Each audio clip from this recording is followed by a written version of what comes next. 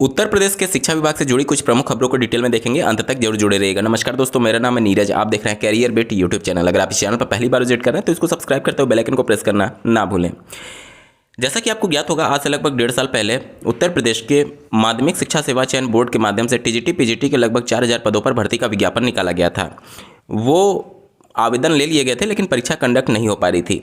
उसी के बीच में माध्यमिक शिक्षा सेवा चयन बोर्ड को बहुत सारे नए पदों के भी अधियाचन प्राप्त हुए। लगातार ये मांग उठ रही थी कि जो नए पद हैं उनको पुराने पद में ही जोड़ दिया जाए और एक कंबाइंड नोटिफिकेशन निकाल दिया जाए।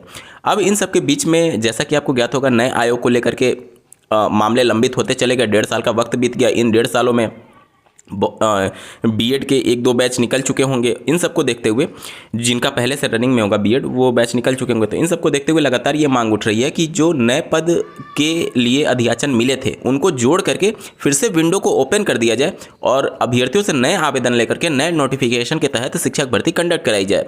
क्योंकि 1.5 साल का वक्त बीत जाने के बाद से अगर ये भर्ती होती है तो ऐसा तो है नहीं कि तुरंत नोटिफिकेशन आ जाएगा। तो इन सब चीज़ों को लेकर के लगातार अभ्यर्थी मांग कर रहे हैं। इसी प्रकार की मांग उत्तर प्रदेश में उच्चतर शिक्षा सेवा चयन आयोग के माध्यम से जो 1017 पदों पर असिस्टेंट प्रोफेसर की भर्ती के लिए विज्ञापन जारी किया गया था, उसके लिए भी मांग उठ रही है कि इसमें भी नए अधियाचन मिले हैं और इसके लिए भी पद को जोड़ते हुए नए विज्ञापन के तहत भर्ती कंप्लीट कराई जाए। आप स्क्रीन पर देख पा रहे होंगे, 1.5 साल से भर्ती परीक्षा का इंतजार, नए आयोग के गठन के बाद शुरू होगी भर्ती।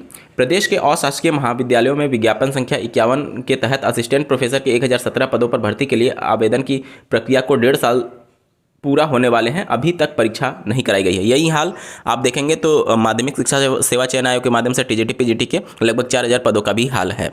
माध्यमिक शिक्षा सेवा चयन आयोग में कोई भी सदस्य नहीं बचे थे। जो पहले अध्यक्ष बचे थे उनका भी कार्यकाल पूर्ण होने की वजह से रिटायर हो गए। उनके किसी भी मेंबर का रिक्रूटमेंट इस वजह से नहीं किया जा रहा था क्योंकि नए शिक्षा सेवा चयन आयोग का गठन हो रहा था, तो वहाँ की सारी प्रक्रिया रुकी हुई है माध्यमिक शिक्षा विभाग की।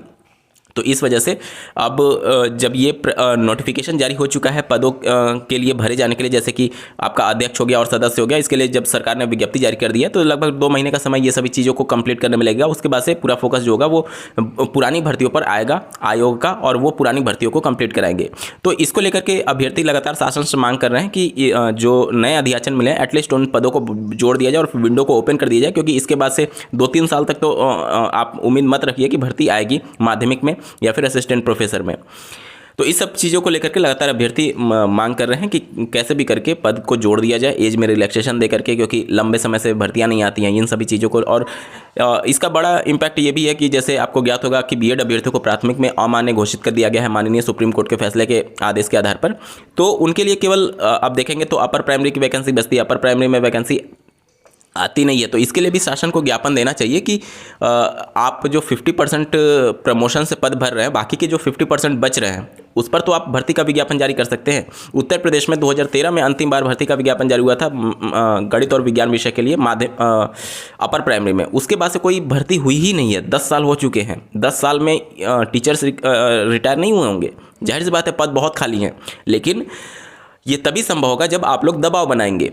जहाँ पर दबाव बनता है वो सिर्फ केवल प्राइमरी को लेकर के आता है, इस वजह से प्राइमरी में आपको बल्क में वैकेंसी दिखती है। लेकिन अब आपके पास प्राइमरी का विकल्प तो है नहीं, तो आपको जो भी आपके पास विकल्प है एटलीस्ट आप उसमें प्रयास करिए। बीएड वाले कैंडिडेट के लिए स्पेशली मैं बता रहा हूँ कि अपर प्राइमरी में 10 साल से वैकेंसी नहीं आई है, वहाँ पर पद हज़ारों की संख्या में खाली हैं। अगर आप प्रयास करेंगे, चुनावी वर्ष है 2024, निश्चित तौर पर कुछ ना कुछ आपको पद देखने को मिलेगा। आप देख लीजिए बिहार, उत्तर प्रदेश से सटे बिहार में हर स्तर के शिक्षकों की भर्ती हो रही है और अगस्त में फिर से नोटिफिकेशन और ये सभी चीज़ों को लेकर के वहाँ की सरकार प्रतिबद्ध दिख रही है। तो जब वहाँ पर हो सकता है तो यहाँ पर कौन सी परेशानी है। और वैसे भी लोकसभा की सबसे ज़्यादा सीटें उत्तर प्रदेश में ही हैं, तो निश्चित तौर पर राज्य सरकार बाध्य होगी आपके मुद्दों को सुनने के लिए। और ऐसा भी नहीं है कि कोई जेन्युइन मुद्दा नहीं है। जब बीएड को प्राइमरी से बाहर कर दिया गया तो उनके पास विकल्प क्या है। आप हर साल बीएड बीटीसी में एडमिशन करा रहे हैं, लेकिन उनके लिए रोजगार के पद सृजित करना भी तो आपकी जिम्मेदारी है। वहीं तो आप मांग कर रहे हैं, कोई ऐसा तो है नहीं कि आप कुछ नया मांग कर रहे हैं। तो एटलीस्ट जो आपके पास मौके हैं उसमें आप पद सृजित करने के लिए सरकार पर ज़्यादा से ज़्यादा दबाव बनाइए, ताकि पद सृजित होकर के नए भर्ती पर विज्ञापन पर राज्य सरकार काम कर सके। उत्तर प्रदेश में नई शिक्षा सेवा चयन आयोग का जो प्रारूप प्रस्तुत हुआ है उसमें नए जो भी स्तर के शिक्षक होंगे उनके सिलेबस के बारे में डिटेल में तो नहीं बताया गया, लेकिन ये जरूर मेंशन किया गया है कि समान ज्ञान के प्रश्न होंगे और इस प्रकार से चीज़ें होंगी। इसको लेकर के ये कयास लगाए जा रहे हैं कि माध्यमिक शिक्षा सेवा चयन आयोग के माध्यम से कंप्लीट होने वाली जो टीजीटी पीजीटी की भर्ती है उसमें सब्जेक्ट पर ज़्यादा फोकस किया जाता था क्योंकि ये विषय के शिक्षक होते थे।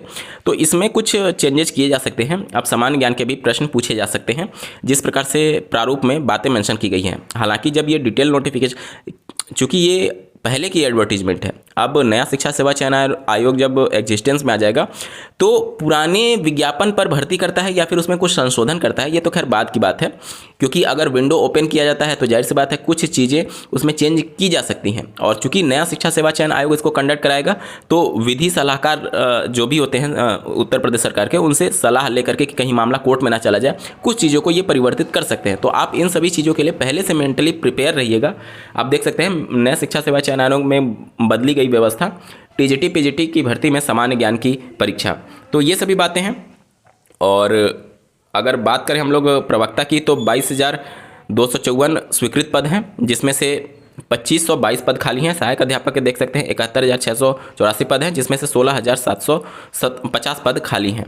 तो इन सबको लेकर के पद तो खाली हैं और इन्हीं सभी चीज़ों को लेकर के लगातार अभ्यर्थी मांग कर रहे हैं कि एटलीस्ट जितने पद खाली हैं उतने पदों पर आप भर्ती का विज्ञापन जारी कर दीजिए।